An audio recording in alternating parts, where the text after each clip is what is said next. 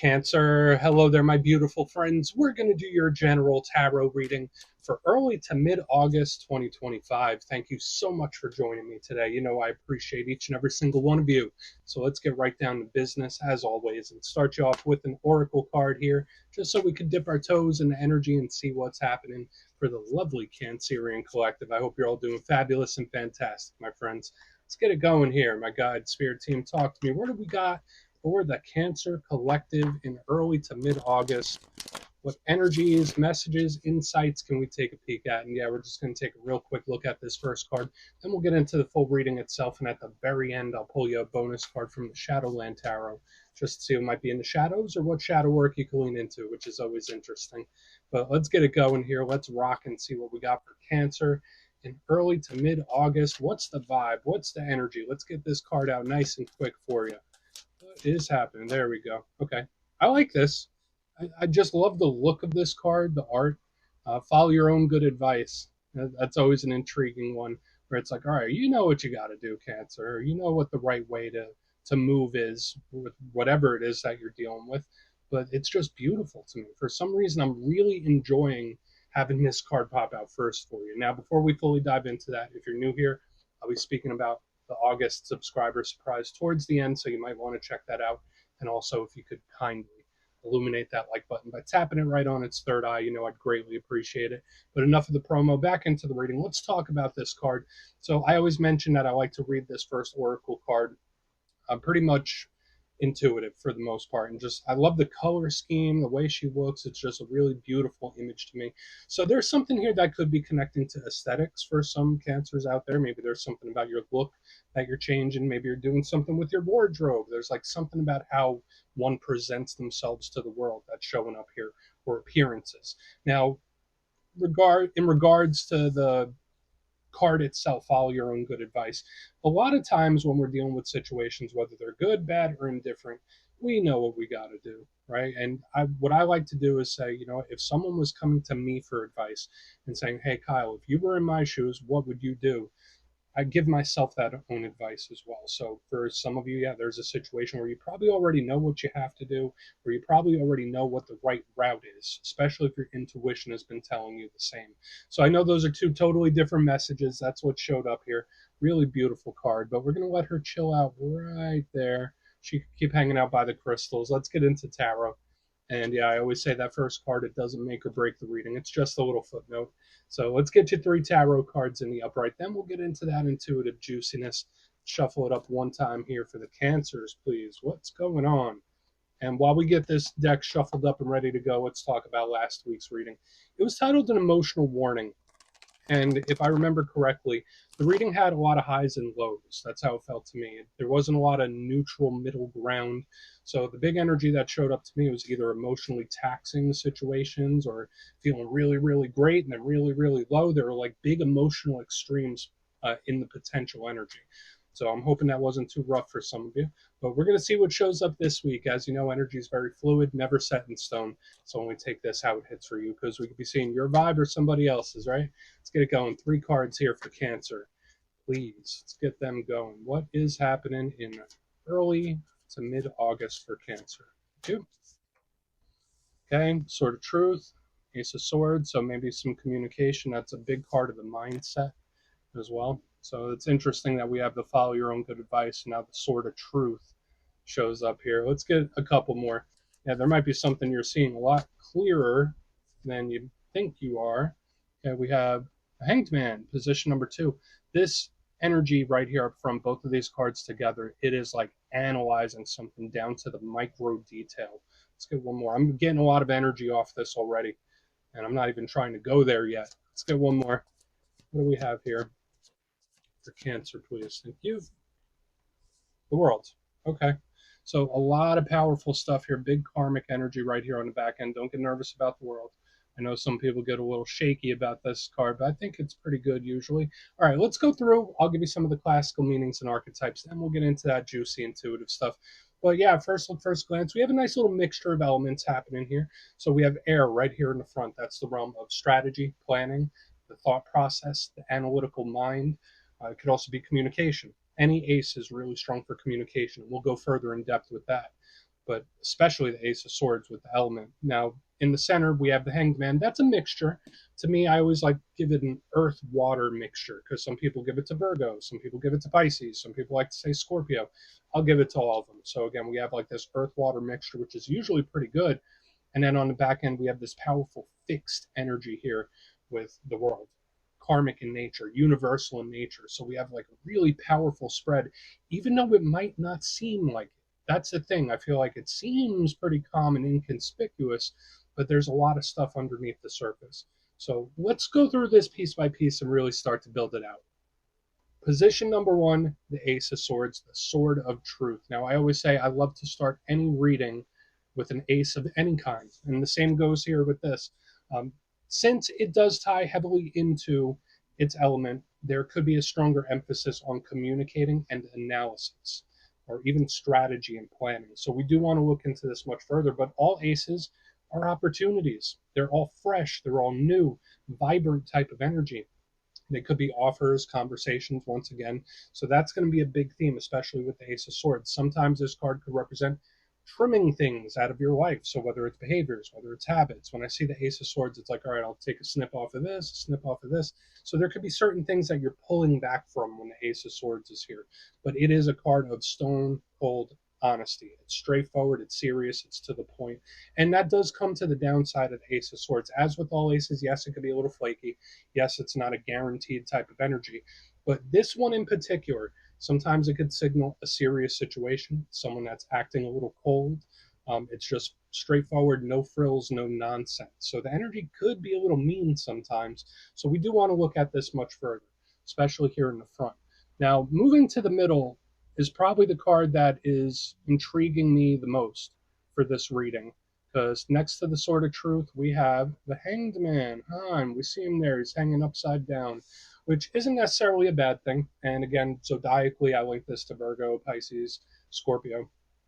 And he is not doing a damn thing, right? Like when it comes to action, when it comes to doing things and making stuff happen, he can't, right? He's just hanging there. But what's, even though there's no outer action, there's a lot of inner action. This is a huge card of analysis. It could be a watcher, right? It could be a watcher. It could be a planner. So we do want to look into this much further because when I see the Ace of Swords and the Hanged Man, it's like I'm looking at every micro detail. I'm watching something and I'm not missing nothing. Like that's how it feels. It's like I see every detail. So for some of you, maybe there's a situation where you kind of have all the details. You kind of know what you need to know at this point. That could potentially be it. But the Hanged Man is a retracted, pulled back type of energy as well, very similar to the Hermit. So we do want to look into this further. Sometimes it could be a card of self-sacrifice, where you might put someone else's needs and happiness in front of your own. But yeah, it's just super analytical here. Now, where we get into the issue with the Hanged Man, sometimes it can represent problems. Sometimes it can represent like a bump in the road, a situation where it's like, okay, nothing's really happening here because there's no perceived movement. Now, moving to the back end, we have the World. I think this is a beautiful card. Now, yes, it does get a reputation because it's the last major arcana. Sure, it can represent endings. It can represent the close of a chapter, the close of a cycle. But that's not always a bad thing because with this card in particular, it's not like the Ten of Swords. It's not like harsh and brutal. It's like one chapter closes, another one opens. It's like one journey ends, a new one begins. That's how this card usually presents itself to me. Now, aside from that, this could represent a completion. This could represent something coming to a conclusion or to a head, something that changes and shifts because it is cyclical and it is karmic. So this could represent spiritual energy, universal energy, karmic cycles, karmic situations, or karma in general. So we do want to look at this further because sometimes the world could represent something popping back up as well. It's a little more slow moving than the Wheel of Fortune. So we have a lot of powerful energy here at play. So I want to dive deeper on all of it, Cancer. Let's do it. Let's jump in and clarify. All right. Let's get a good shuffle here for you, my friends. What is happening for Cancer, please? And yes, this is where I go intuitive with the message, which means I just tell you how it feels to me. So feel free to do further research or rely on your base knowledge of tarot because, as you know, every single reading is about the reader's interpretation, and I'm just giving you mine. Let's go in on the Ace of Swords. Are we looking at a communication or is there just a lot of analysis? Let's see what's up. Oh, and yeah, if you're a reader yourself, please feel free to play along. That's why the box is here. If you're feeling any messages you want to give to Cancer, drop it in the comments. I don't mind at all. Okay, Sword of Truth. What's happening? Why are you here? Yeah, watcher. A lot of watching, a lot of analyzing. So for some of you, there could be a situation where you need to gather a little more information. And I know I already mentioned it in the reading that, like, all right, well, you might already know what you need to know. Sure, maybe for some of you, but when we have the two biggest cards of analyzing and watching, it's, to me, it's like just keep your eyes on this or keep your eyes on something, right? So maybe there is a situation where it's like, all right, just keep it in your crosshairs. You don't have to do anything just yet, but you need to stay very aware of it. That's just how it feels to me. Now, the Ace of Swords, I mean, the Page of Swords, pardon me, very similar to the Ace. They're fresh, they're new. Um, all pages are students, they're also messengers. So, sure, for some of you, this could be a serious talk of some kind if we were to take an alternate message. But he is the watcher. When I see him underneath the Ace of Swords, it's like, no, you'll get all the information you need. Everything will come to the surface. But I also have to say, it doesn't feel like you just putting a situation or something in the microscope. You could very well be the object of someone's watching. That's how it feels to me. So whether it's someone observing you, checking in on you, keeping tabs, so to speak, it's like, no, there's someone that's watching you here. And I don't want to say that to like freak you out or be like, I don't want to say it in a creepy way. But when we have the Hanged Man and the Page of Swords, like they're the biggest cards of watching here. So whether it's something you need to keep an eye on or someone's keeping an eye on you, let's keep moving. We're not going to get too stuck here. So we'll put that page down. And again, both of these cards are of communication. So for some of you, maybe you need to know what you're going to say before you say it. So it's like, all right, if there's something you want to talk about, serious conversation or a situation, just know what you want to say beforehand. That's how it feels. Don't just wing it. Let's go in on the Hanged Man. Let's see what he has. I really want to get over. Yeah, but then there's someone that might not be as agreeable. Because to me, I feel like there's one energy that is it's more open. It's open but defensive, and then this one not so much, not so much. It's an energy where they could be holding stuff in. I don't want to say they're like keeping secrets or anything like that, but when I get the Ace of Pentacles in reverse underneath the Hanged Man, it's like, oh, I'm just going to wait a second. So that does come through similar to the advice I already said. Like maybe now with situations you're dealing with isn't a big time for shakeups, and I know it comes through in a lot of readings where there's change and transformation and shifts of energy. But sometimes you need to let something marinate. Sometimes you just need to give something a little bit of time. And when I see this Hanged Man and the Ace of Pentacles in reverse, it's like, no, keep watching. There's something you really need to keep an eye on or continue gathering information. Okay, so again, whatever it is you're entering into, make sure you have all the facts first. But aside from that, if you're ready to talk about something with someone, they might not be as agreeable. I feel like now is not the time to force things. Now is not the time to make big changes. Now is not the time for big action. It's like let it breathe. Let it breathe. Let things come to the surface. That's just how it feels to me. Especially with double aces, one in reverse. We got the Page of Swords. We got the Hanged Man. I don't want to say this feels like a standoff, but it could definitely be two people mirroring each other. But one feels more open. The other one is way more defensive. Let's keep moving. We'll see what's going on. But yeah, it could just be spirit telling you to keep your eye on something too. There's just so much watching happening here. It's like all over the place. It's like I'm watching you while I'm watching you, and you're watching me, watching them, watching them. It's like layers of it, like surveillance kind of. Let's go in on the world, and we'll do a quick recap before we get into the shadow. Yeah, maybe you just got to let something marinate. That's another thing I'm picking up big. But let's go in on the world. Thank you. And you know what? I saw this analyzing energy for you. I saw it for you like a couple weeks ago. I feel like I did. Okay, so now we do have the Seven of Swords in reverse underneath this world. And there comes the change. It's like when you least expect it, when you're not even expecting something to shift. And it doesn't necessarily feel bad. To me, it's like I didn't even really have to do anything and the energy shifted. So again, it could be a surprising, unexpected change. Like that's how it culminates. But do I feel like you have to force anything? Absolutely not. Do I feel like you have to pressure something? Absolutely not. To me, it kind of just naturally happens. Now, I will say this: Seven of Swords. If it was in the upright, I would be much more concerned. But the fact that it showed up in reverse, it's like I expected this at the same time. It's like I didn't expect it, but I did at the same time. It's confusing in that kind of way, or it's just something that comes to the surface. Remember, this is a card of the hidden, mysterious, something that's out of your view.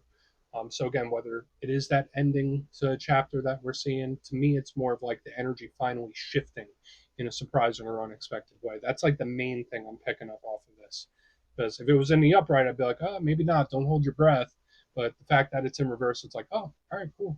That might have been easier than I thought it would be. Similar to like ripping a band aid off, right? Where you just, oh, okay, that was that. So you have a very intriguing reading here, especially with the standoffish energy here in the front and observation.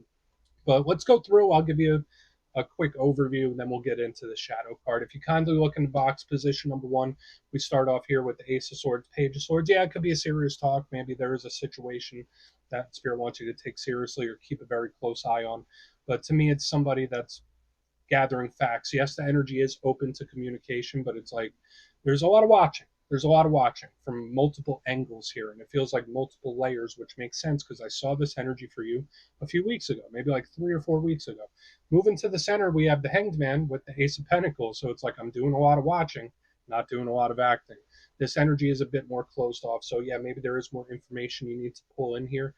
Now is not the time to force things. Now is not the time to force shifts or force action. It's kind of spirit saying like, all right, hands off for a minute and just like take a breath. Let something mature. Let it do what it's going to do. Aside from all this surveilling type of energy here and analysis, planning. Moving to the back end, we do have the world. That cycle shifting over with the Seven of Swords in reverse. So yeah, I mean, I don't think you really need to go out of your way to get the result that you want. That's how it feels to me because these cards together, surprising, unexpected change, even with all this energy that doesn't seem to be doing much, seems to be at a stalemate or a standstill. When I get the world and the Seven of Swords, it's like, oh, yeah, here it goes. I don't know how it happened, but it happened. Like it's giving me one of those types of vibes. So please take a screenshot if you want to look into it further. Let's see what's in the shadows. All right, let's get a good shuffle here for my Cancer friends. What is happening? And yes, I always like to pull one of these at the very end just to see whether it's something within you or something you don't quite see. Shadows don't always have to be a bad thing, right? They could be good. Let's get you one. And yes, if you made it to this point in the reading, please feel free to check out channel memberships. I'll put a link for it in the comments below. It's a beautiful way to support the channel, and I have much love for all my channel members. Okay, let's get this going here. What do we got for Cancer in the Shadows? Yeah, the Hermit. And I said that very early on in the reading that the Hanged Man to me has like shades of the Hermit. So it makes sense that we would see this in the Shadow card. Remember, retracted, pulled back, not forcing anything, not making any big moves. So even if there is something that seems to be at a stalemate, I think a low pressure approach is most definitely the best. Now, the big shadow side of the Hermit. Yes, it could represent missing someone. Yes, it could be a little bit lonesome. It could be like a lone wolf type of energy. It could be isolated as well. So I would watch out for too much of that energy. It could also be communication issues when we look at the real depth of the shadows of it. But with how it connects into the reading itself, I feel like it's more proof that right now is the time to just let something do what it does, like a low pressure approach. So, yeah, I mean, unless you're connected to a Virgo, of course. But we're going to put that down right there, my beautiful friends. That's what I have for you this week. Don't click away just yet, though. I'm going to give you the details of the August subscriber surprise. If you would like further insight on your situation, you'd like to have a little chat with me, you can book a personal reading with me on my website, mastermetaphysics.com. The calendar for August is up, so you could go check out the availability over there. But for the August subscriber surprise, I'm giving away 3 copies of one of my most favorite decks, the classic Gilded Tarot Royale. It's beautiful, and it's definitely one of my go-to decks. So if you'd like to get your name in for this, it's 2 simple things. As always, my friends, first, you must be subscribed. And second, we have a very easy question this month. Out of all the tarot cards in the deck, which one is your favorite? Is it the one that attaches to your zodiac sign? Is it one where you just like the art? You can put that answer down in the comments and you will be entered to win, my friends. And as usual, the winners will be announced in the community tab at the end of the month. My friends, much love, and I'll see you soon.